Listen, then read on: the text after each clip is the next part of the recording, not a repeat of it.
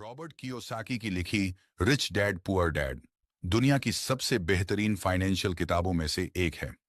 ये किताब बोरिंग सिद्धांतों पर नहीं, बल्कि दो पिताओं की एक बेहद दिलचस्प कहानी पर आधारित है, जो पैसे को लेकर हमारी सोच को पूरी तरह बदल देती है। कहानी को बिल्कुल आसान शब्दों में समझते हैं, जो आपको सुनने और समझने में बहुत अच्छी लगेगी। दो पिता, दो अलग सोच। इस कहानी में रॉबर्ट के दो पिता हैं। पुअर डैड, गरीब पिता। ये रॉबर्ट के सगे पिता थे।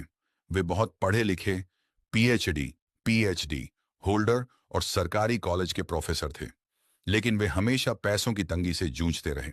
उनका मानना था, अच्छे से पढ़ो ताकि किसी अच्छी कंपनी में नौकरी मिल सके। रिच डैड, अमीर पिता। ये रॉबर्ट के सबसे अच्छे दोस्त माइक के पिता थे। वे सिर्फ 8वीं पास थे, लेकिन अपने समय के सबसे अमीर इंसानों में से एक थे।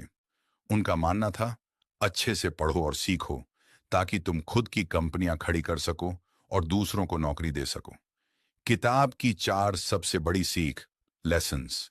1, अमीर पैसों के लिए काम नहीं करते, पैसा उनके लिए काम करता है। हमारे पुअर डैड हमेशा कहते थे कि सुरक्षित नौकरी ढूंढो और सैलरी के लिए काम करो, लेकिन रिच डैड ने सिखाया कि सिर्फ सैलरी के भरोसे रहने वाला इंसान जिंदगी भर राइट रेस, चूहा दौड़ में फंसा रहता है। राइट रेस क्या है? सुबह उठो, नौकरी पर जाओ, बिल भरो, फिर सो जाओ और अगले दिन फिर यही करो। अमीर लोग इस चक्रव्यूह से बाहर निकलते हैं। वे ऐसा सिस्टम या बिजनेस बनाते हैं जिससे पैसा खुद ब खुद उनके लिए कमा कर लाता है। 2, एसेट्स और लायबिलिटीज का अंतर समझें। यह इस किताब का सबसे मुख्य बिंदु है। अमीर और गरीब के बीच का सबसे बड़ा फर्क यही है।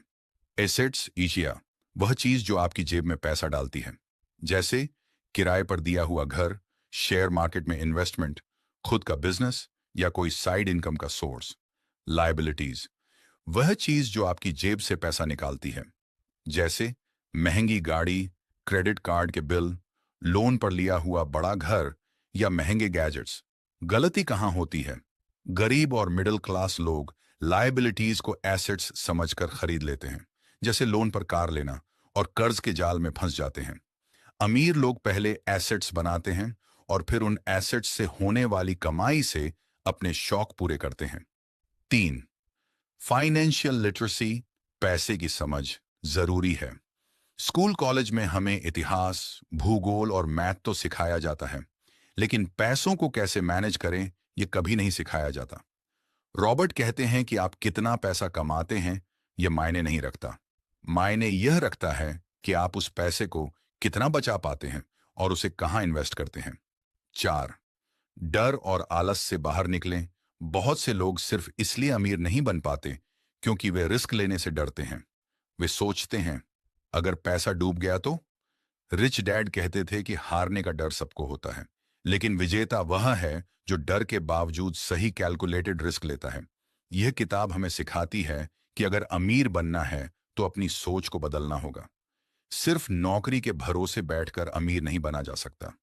हमें अपनी फाइनेंशियल नॉलेज बढ़ानी होगी, एसेट्स बनाने होंगे और पैसों को अपने लिए काम पर लगाना होगा। अगर यह वीडियो आपको अच्छी लगी हो तो चैनल को सब्सक्राइब कर लीजिए और कमेंट में बताइए आप अमीर बनना चाहते हैं।